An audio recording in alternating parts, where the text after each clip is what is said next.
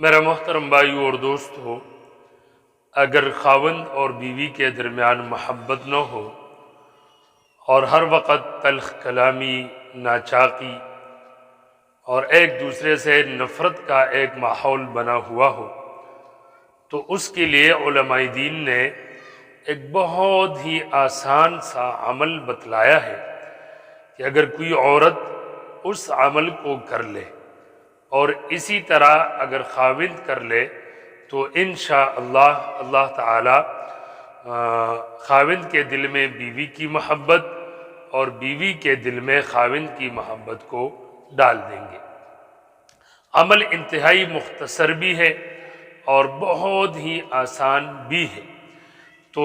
جس کو یہ ضرورت ہو وہ چاہتے ہیں، کوئی عورت ہی چاہتی ہے کہ میری محبت میرے خاوند کے دل میں آ جائے اور وہ مجھ سے پیار و محبت سے پیش آئے، مجھ سے صلح کے ساتھ اس کا گپ شپ ہو، باتیں ہوں وغیرہ، تو اس کے لیے وہ یہ کرے کہ صبح و شام ایک ایک تسبیح لے کر 100 مرتبہ صبح و شام اس طرح پڑھا کرے،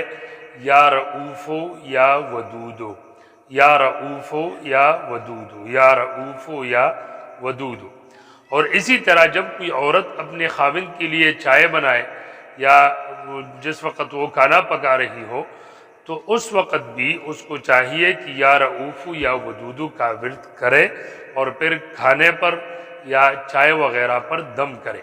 اور پھر اپنے خاوند کو کھلائے پلائے، تو انشاءاللہ اس مختصر اور آسان سی عمل کی وجہ سے اللہ تعالی خاوند بیوی کے درمیان محبتیں پیدا فرما دیتے ہیں۔ اور آسان عمل ہے، سب بھائی دوبارہ سن لے،